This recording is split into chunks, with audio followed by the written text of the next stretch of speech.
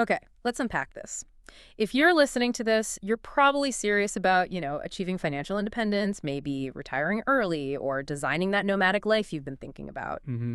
But getting there, it takes speed and stability in your income stream. It really does. Today, we're diving into a genuinely advanced investment philosophy. This isn't just theory, it's an actual case study, one the authors call the Blueprint to Escape. I like that name. It's focused entirely on generating reliable, amplified income using a tool that, well, it usually makes people nervous, margin. Exactly. Margin is, it's typically associated with day trading, right? High risk, massive speculating. Yeah, big swings. But this deep dive, this case study, it analyzes a blueprint that uses margin as a very highly controlled lever, specifically to boost income from, well, from stable investments. So the difference is discipline. It's all discipline. Yeah. The core rule from the case study is incredibly strict. You use only 10 to 20% of your portfolio for margin. That's it, just 10 to 20. That's it. And you focus exclusively on stable exchange-traded funds, or ETFs. Okay. And if we connect this to the bigger picture, the immediate why for you listening is boosting your cash flow. If you already hold assets that pay dividends or distributions, this strategy explores how to safely increase the actual amount of income you receive. Right.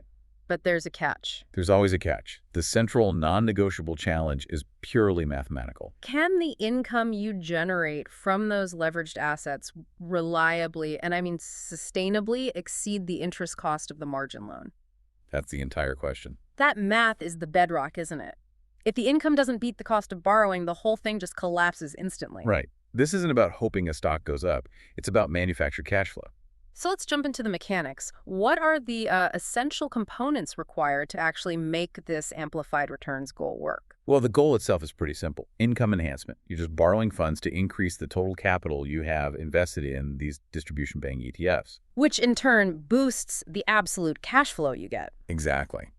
And the case study authors are really clear here. ETFs are the preferred vehicle for this. Why is that? Because of their relative stability. It's much more stable than trying to leverage, say, individual stocks, which can be so volatile. I see. What's fascinating to me is how the case study treats margin conceptually. Oh, the analogy. Yeah, they use this powerful analogy. Margin is like a specialized tool. A hammer is how they put it. It can absolutely build fast, Yeah. right? Giving you that accelerated income. But if you use it senselessly, or you're driven by greed, or you just don't plan, It can demolish your portfolio instantly. it's a perfect analogy. I appreciate that analogy, but let's challenge it a bit. A hammer is predictable. Margin, especially when you think about interest rates, isn't always. That's a great point. So if the interest rate environment shifts, how does the blueprint make sure that essential calculation income beats interest, doesn't just get destroyed overnight? This raises an important question, and it's really why the asset selection is so critical. The strategy only works if the assets you use are high conviction and high yield. Think about it. If you're borrowing at 5% and your asset only yields 4%, You're losing money from day one. the strategy is fundamentally flawed.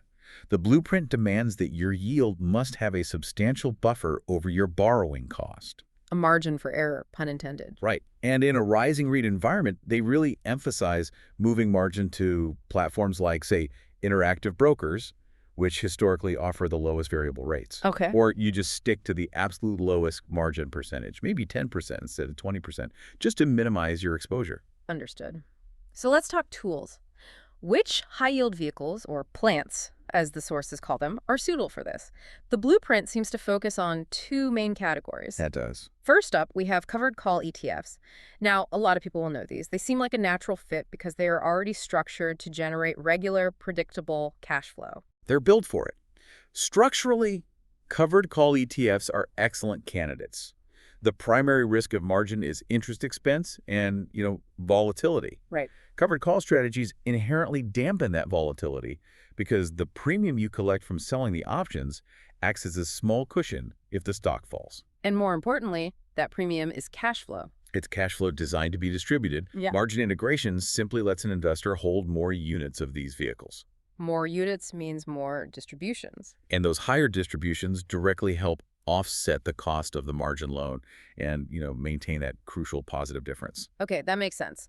But what other specialized income vehicles do the case study creators target? The second key category they mentioned involves business development companies, or BDCs, and the ETFs that hold them. BDCs, okay. BDCs are fundamentally structured to lend capital to mid-sized companies. And because of regulatory requirements, they have to distribute a very high percentage of their income back to shareholders. Which results in those famously high yields. Exactly. So since BDCs are already known for generating these huge regular distributions, leveraging them is the perfect application of this strategy. You're taking an already high-yield instrument and just amplifying its output. But the core conviction has to be there. It has to be absolute. Yeah. You must be certain about the stability and reliability of that distribution. All right, now we have to talk about the reality check. Section 3. Critical risk management. Because while the goal is amplified income, The immediate consequence of any misstep is amplified loss. this section is absolutely non-negotiable for anyone even thinking about this. You have to understand the 3 specific immediate risks. First, amplified losses. Leverage doesn't care which way the price moves. A 10% drop in your asset with 20% leverage, it feels like a much larger 12% loss on your own money. It magnifies everything. Then there's the fundamental drag, the interest cost. That's the ongoing expense that just eats directly into your net profit. And third, the one that is terrifying, the margin call. The margin call. This is where your broker requires you to deposit more funds, or they just liquidate your position for you if your portfolio drops too low. Which is where the discipline of this case study provides the protection. It does. The Blueprint to Escape team only invests with deep conviction, and they apply that exact same philosophy to margin. They have a central warning that's really worth quoting. What's that? Do not buy anything new on margin. Just extend your investment. Don't reinvent it with margin. That's a fantastic line. So if you wouldn't buy 100 shares of an ETF with your own cash, you certainly shouldn't buy 120 shares using margin. That distinction is crucial. You're using margin to buy more of what you already believe in, not to go explore some new speculative idea. Let's get into the math behind the protection, though. Why specifically that 10 to 20% range? It's a structural barrier. It's a wall against the margin call threshold. Most brokers require maintenance margins around, say, 30 to 35% of the portfolio value. If you only use 10% leverage, you have a massive buffer. Even if the market crashes 50%, you are still likely far away from the point where a broker would demand more capital. But if you use 50% leverage, A 20% market drop could trigger a very painful call. The 10 to 20% range is specifically designed to keep you in the safe zone, where market swings, while they might be uncomfortable, they don't threaten to liquidate you. so that rule isn't arbitrary at all. It's a meticulously calculated defense against the one risk that can completely wipe out a portfolio. Precisely. It turns the inherent danger of margin into a calculated, manageable risk that's designed solely to boost your yield, not to chase capital growth. Okay, let's pivot to the practical blueprint, because this is where the abstract concept gets really relatable. The case study gives concrete, real-world examples. Yeah, they name names. They do. They mention stable covered call ETFs they use, like Hamilton HDIV, Evolve Bank, or Harvest HTA, and they highlight that these funds have a consistent history and a yield that reliably sits above the margin rate. Which is key. But they also detail the tactical timing, which I find utterly brilliant. They explain that the most effective way they do this is by borrowing funds towards the end of the month, right before the ex-dividend date. The timing is so smart. So why is capturing that ex-dividend date so critical? And why risk that little window of volatility around it?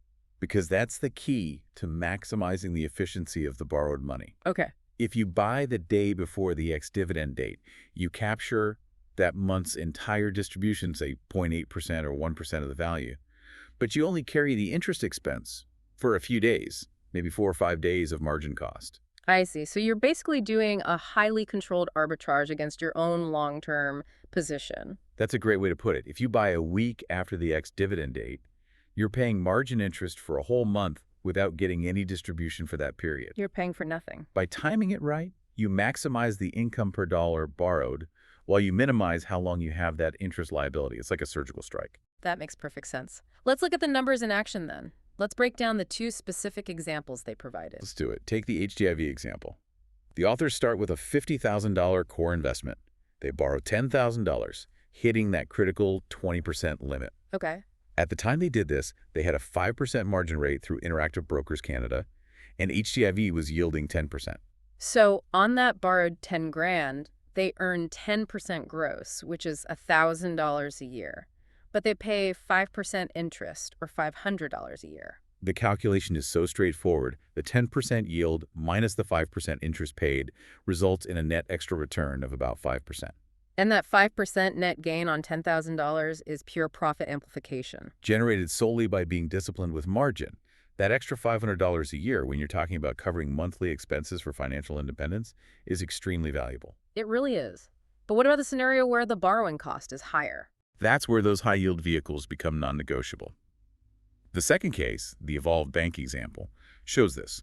It shows how a higher yield can justify a higher margin rate. Which you'd get at a different platform. Right. Let's say the yield was higher, around 15%, but the margin rate at, say, Questrade Canada was also higher, maybe around 9%. So the math is 15 minus 9. In that scenario, 15% yield minus 9% interest still generated a positive net return of somewhere between 6 and 7%. So the math always has to lead? Always. The key takeaway is that the difference between the gross yield and the borrowing cost, that positive spread, is what determines success. Not the absolute size of the yield or the rate.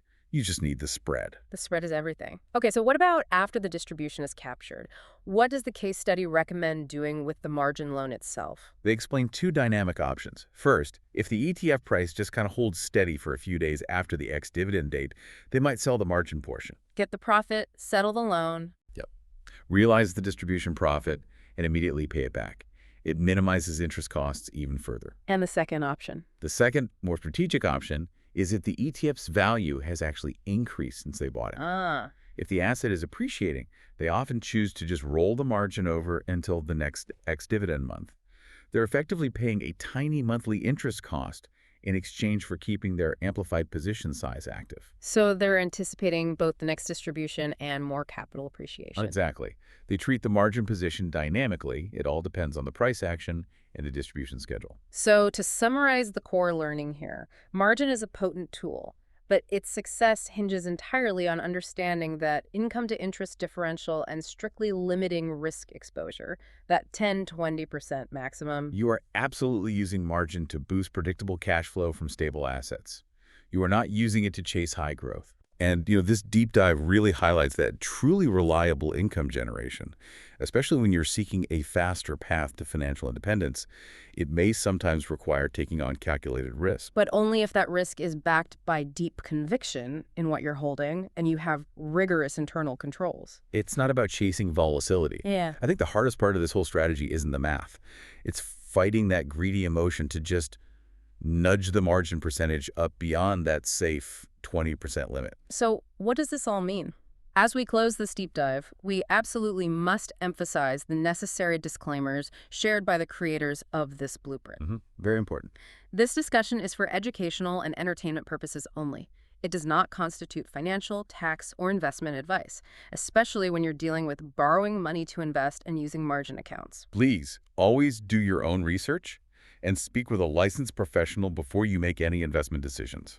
And if you're serious about generating reliable income on your path to financial independence, passive income, early retirement, or nomadic life design, we really encourage you to ask questions. Absolutely. Please post comments or questions below about your own income strategy and subscribe for more deep dives into advanced financial blueprints. We'll see you next time.